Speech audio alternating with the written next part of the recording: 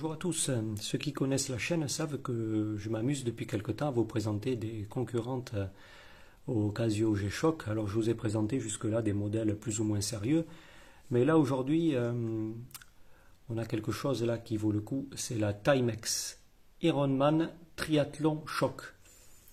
Alors une montre très sympathique, hein, comme vous pouvez le voir, qui ressemble à s'y méprendre à une Casio. D'ailleurs, j'ai dans ma collection un modèle qui est assez proche, hein. C'est la Casio G3011. Et comme vous pouvez le voir, hein, si on les met côte à côte et de loin, hein, on s'aperçoit que ces modèles ils sont assez similaires. Voilà. De par la taille, de par l'aspect, la couleur même, là en l'occurrence.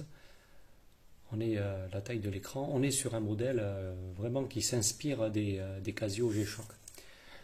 Alors, eh bien, oui, il s'en inspire comme on peut le voir, de par l'aspect et de par aussi les caractéristiques. Alors pour mémoire, les Casio G-Shock, elles doivent répondre à un cahier des charges un peu particulier qui s'appelle le 3x10. Alors elle doit résister à une chute d'au moins 10 mètres, résister à une pression de 10 atmosphères, et pouvoir avoir une durée de vie d'au moins 10 ans.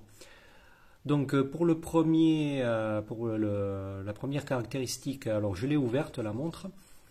Effectivement le module, exactement comme les Casio, hein, il est entouré d'une protection en plastique, et entre le module et le fond de boîtier, il y a aussi une espèce de petite plaque en caoutchouc qui vient protéger le module des vibrations et des chocs. Donc oui, je pense que cette montre peut résister à une chute de 10 mètres, d'autant plus que le boîtier est protégé par une espèce de petit tampon là, en caoutchouc pour protéger des chocs frontaux, hein.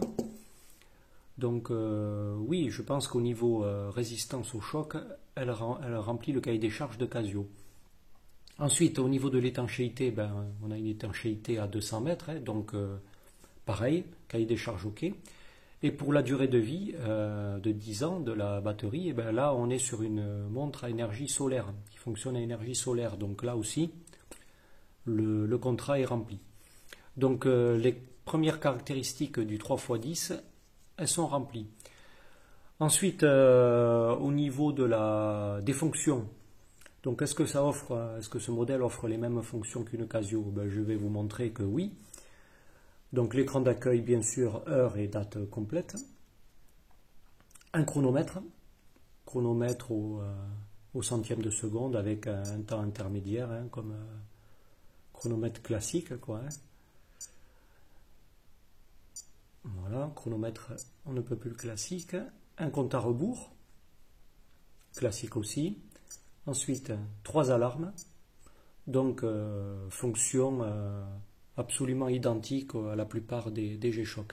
Et on a aussi la fonction éclairage, pareil, avec un écran rétroéclairé par LED bleuté. Vraiment style Casio, quoi. Qu'est-ce que je peux vous dire de plus sur cette montre qui, pour moi, elle présente un défaut majeur, elle présente un défaut, un petit peu comme celle-là d'ailleurs. Et ce défaut, c'est le bracelet en fait. Sont des montres qui, si jamais vous voulez changer le bracelet, ben vous êtes obligé d'acheter déjà un bracelet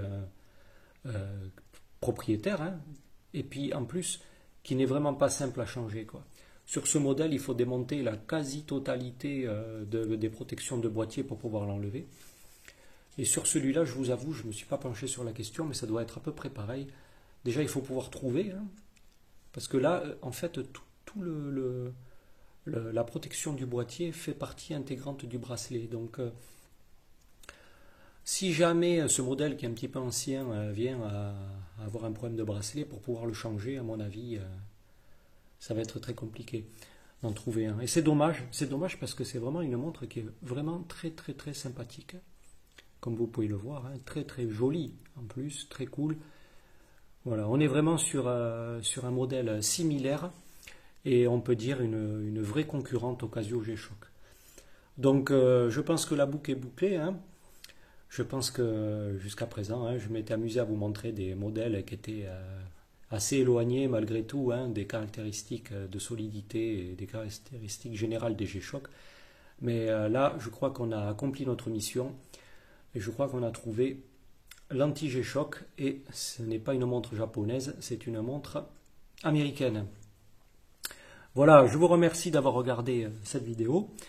Si elle vous a plu ou si elle vous a ne serait-ce qu'intéressé, merci de mettre un petit pouce et puis vous pouvez vous abonner. Hein, ça fera plaisir et ça nous encourage. Merci beaucoup et à très vite sur la chaîne des tests de Carlo.